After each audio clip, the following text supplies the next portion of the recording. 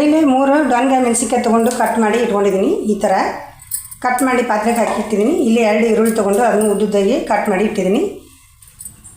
ನೋಡಿ ಇಲ್ಲಿ ಒಂದು 4 ರಿಂದ 5 ಸ್ಪೂನಷ್ಟು ದೊಡ್ಡ ಸ್ಪೂನಲ್ಲೇ ಶೇಂಗಾ ಕಾಳು ಹಾಕ್ಕೊಂಡು ಹುರ್ಕೊಳ್ತಾ ಇದ್ದೀನಿ. ಹುರ್ಕೊಂಡಾಯ್ತು. ಈಗ ಇದನ್ನ ಕಡೆಗೆ ಇಟ್ಟು ತಣ್ಣಗಾಗಲಿಕ್ಕೆ ಬಿಡುವ. ಹುರಿದಿರೋಂಥ ಶೇಂಗಾನ ಮಿಕ್ಸಿ ಜಾರ್ ತೊಗೊಂಡು ಅದರೊಳಗೆ ಹಾಕ್ಕೊಂಡು ತರ್ತರೆಯಾಗಿ ಪೌಡರ್ ಮಾಡ್ಕೊಳ್ತಾ ಇದ್ದೀನಿ.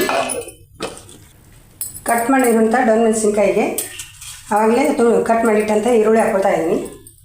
ಕೊತ್ತಂಬರಿ ಸೊಪ್ಪು ಕಟ್ ಮಾಡಿ ಹಾಕ್ಕೊಳ್ತಾ ಇದ್ದೀನಿ. ಹಾಗೆಯೇ ಸ್ವಲ್ಪ ಅರಿಶಿನ ಪುಡಿ ಹಾಕ್ತಾಯಿದ್ದೀನಿ. ಸ್ವಲ್ಪ ಗರಂ ಮಸಾಲ ಹಾಕ್ಕೊಳ್ತಾ ಇದ್ದೀನಿ. ಸ್ವಲ್ಪ ಧನಿಯಾ ಪುಡಿ ಜೀರಿಗೆ ಪುಡಿ ಹಾಕ್ಕೊಳ್ತಾ ಇದ್ದೀನಿ. ಗರಂ ಮಸಾಲ ಒಂದೇ ಇದ್ದರೂ ಹಾಕ್ಕೋಬೋದು. ಅಂದರೆ ಜೀರಿಗೆ ಪುಡಿ ಧನಿಯಾ ಪುಡಿ ಹಾಕಬೇಕಂತೇನಿಲ್ಲ. ಹಾಗೆ ಖಾರಕ್ಕೆ ಎಷ್ಟು ಬೇಕು ನೋಡ್ಕೊಂಡು ಅಷ್ಟು ಖಾರ ಹಾಕ್ಕೊಳ್ತಾ ಇದ್ದೀನಿ. ರುಚಿಗೆ ತಕ್ಕಷ್ಟು ಉಪ್ಪು ಹಾಕ್ಕೊಳ್ತಾ ಇದ್ದೀನಿ. ಆವಾಗಲೇ ರುಬ್ಕೊಂಡಿವಲ್ಲ ಶೇಂಗಾದ ಪುಡಿ ಅದನ್ನು ಕೂಡ ಹಾಕ್ಕೊಳ್ತಾ ಇದ್ದೀನಿ. ಸ್ವಲ್ಪ ಹಾಕ್ಕೊಳ್ತಾ ಇದ್ದೀನಿ. ದಮ್ಮಗೆ ಈ ಥರ ರುಬ್ಕೊಂಡು ಬಂದರೆ ಜಾಸ್ತಿ ತಳ ಹಿಡಿಯಲ್ಲ. ನೋಡಿ ಎಲ್ಲನೂ ಹಾಕಿ ಆದಮೇಲೆ ಒಂದು ಸಲ ಮಿಕ್ಸ್ ಮಾಡಿ ಇಟ್ಬಿಡಿ. ಇದರಲ್ಲಿರುವಂಥ ನೀರಿನ ಕಷ ಎಲ್ಲ ಇದು ಪುಡಿ ಹಾಕಿರ್ತೀವಲ್ಲ ಎಲ್ಲ ಖಾರದ ಪುಡಿ ಎಳ್ಳಿನ ಶೇಂಗಾ ಪುಡಿ ಅದು ಎಳ್ಕೊಳ್ತದೆ. ಇದಕ್ಕೆ ಅದು ಎಲ್ಲನೂ ಖಾರ ಉಪ್ಪು ಚೆನ್ನಾಗಿ ಹಿಡಿತೈತೆ ಡೊಣ್ ಮೆಣಸಿನ್ಕಾಯಿಗೆ. ಅಷ್ಟರಲ್ಲಿ ನಾವು ಒಂದು ಒಗ್ಗರಣೆ ಮಾಡ್ಕೊಂಡು ಅಷ್ಟರಲ್ಲಿ ಚೆನ್ನಾಗಿ ಖಾರ ಉಪ್ಪು ಹಿಡಿದು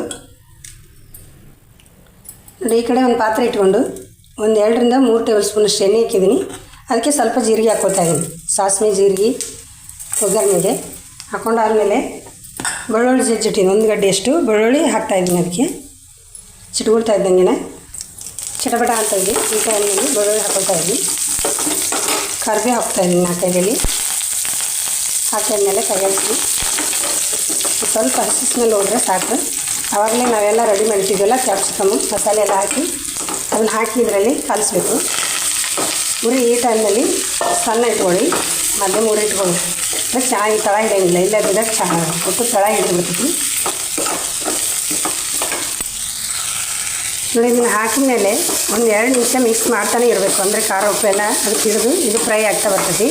ಆವಾಗ ಒಂದು ಮೇಲೆ ಮುಚ್ಚಿ ಒಂದು 2 ನಿಮಿಷ ಬೇಯಿಸ್ಕೊಂಡ್ರೆ ನೋಡಿ 2 ನಿಮಿಷಕ್ಕೊಮ್ಮೆ ಕಲಿಸ್ತಾ ಬೇಯಿಸ್ಬೇಕು. ಅದನ್ನು ಮಿಕ್ಸ್ ಮಾಡ್ತಾ ಉರಿಯನ್ನು ಸಣ್ಣ ಗ್ಯಾಸಲ್ಲಿಟ್ಟು ನೋಡಿರಿ ಈ ರೀತಿ 3 ನಿಮಿಷ 2 ನಿಮಿಷ ಬಿಟ್ಬಿಟ್ಟು ಒಂದೊಂದು ಸಲ ಮಿಕ್ಸ್ ಮಾಡಿ ಮುಚ್ಚಿಡಿ. ಅದು ಫ್ರೈ ಆಗೋ ತನಕ ಸ್ವಲ್ಪ ಡೊಣ್ ಮೆಣಸಿನ್ಕಾಯಿ ದಪ್ಪ ಇರ್ತೈತಲ್ಲ ಫ್ರೈ ಆಗೋ ತನಕ. ಇಲ್ಲಾಂದರೆ ಅದು ತಳ ಹಿಡಿತೈತಿ. ಶೇಂಗಾ ಬೀಜ ಹಾಕಿರ್ತೀವಲ್ಲ ನೋಡಿ ಒಂದು 2-3 ಸಲ ಕೈ ಆಡಿಸ್ಕೊಳ್ತೀನಿ ನಾನು. ಮೇಲೆ ಮುಚ್ಚಳ ಮುಚ್ಚಿ 3 ನಿಮಿಷ 2 ನಿಮಿಷ ಬಿಟ್ಟು ನೋಡಿ ಯಾವ ಥರ ಎಣ್ಣೆ ಬಿಟ್ಕೊಂಡು ಬಂದಿದೆ. ಫ್ರೈ ಆಗಿದೆ ಇದು ಡೊಣ್ ಮೆಣಸಿನ್ಕಾಯಿ. ಈ ಟೈಮ್ನಲ್ಲಿ ನೀವು ಮೊಸರು 1 ಲೋಟ ಮೊಸರು ಹಾಕ್ಕೊಂಡು ಚೆನ್ನಾಗಿ ಮೊಸರು ಕರಗೋ ತನಕ ಕೈ ಬಿಡದೆ ಸಣ್ಣ ಉರಿಯಲ್ಲಿ ಕೈ ಆಡಿಸ್ತಾನೆ ಇರಬೇಕು. ಬೇಡಂದರೆ ಇಷ್ಟನ್ನು ಸರ್ವ್ ಮಾಡ್ಕೊಳ್ಬೋದು. ಮೊಸರು ಹಾಕೋದ್ರಿಂದ ಒಳ್ಳೆ ಗ್ರೇವಿ ತಿಕ್ನೆಸ್ ಆಗಿ ಬರ್ತೈತಿ.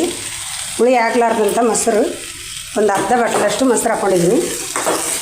ತುಂಬ ಚೆನ್ನಾಗಿರುತ್ತೆ. ಒಂದು ಸಲ ಈ ಥರ ಕರಿ ಮಾಡಿ ನೋಡಿ ನೀವು ಮತ್ತೆ ಮಾಡ್ತಾನೆ ಇರ್ತೀರಿ. ಅಷ್ಟು ಚೆನ್ನಾಗಿರುತ್ತೆ. ನೋಡಿ ಮೊಸರು ಹಾಕಿದ ಮೇಲೆ ಯಾವ ಥರ ಗ್ರೇವಿ ತಿಕ್ನೆಸ್ ಬಂದಿದೆ. ಈಗ ಒಂದು ಅರ್ಧ ಲೋಟದಷ್ಟು ನೀರು ಹಾಕಿ ಮಿಕ್ಸ್ ಮಾಡ್ತಾಯಿದ್ದೀನಿ. ಮಿಕ್ಸ್ ಮಾಡಿ ಮೇಲೆ ಮುಚ್ಚಳ ಮುಚ್ಚಿ ಸ್ಲೋ ಗ್ಯಾಸ್ ಇಟ್ಟು ಒಂದು 5 ನಿಮಿಷ ಬಿಟ್ಟುಬಿಡಿ. ಅಷ್ಟು ಚೆನ್ನಾಗಿ ಬರ್ತದೆ ಗ್ರೇವಿ. ನೋಡಿ 5 ನಿಮಿಷ ಬಿಟ್ಟಿದ್ದೆ. ಯಾವ ಥರ ಬಂದಿದೆ ಎಣ್ಣೆ ಬಿಟ್ಕೊಂಡು ಈ ಥರ ಬರಬೇಕು ಗ್ರೇವಿ ಅನ್ನೋದು. ತುಂಬ ಚೆನ್ನಾಗಾಗಿದೆ. ನೀವು ಒಂದು ಸಲ ಟ್ರೈ ಮಾಡಿ ಹೇಗೆ ಬಂತಂತ ತಿಳಿಸಿ.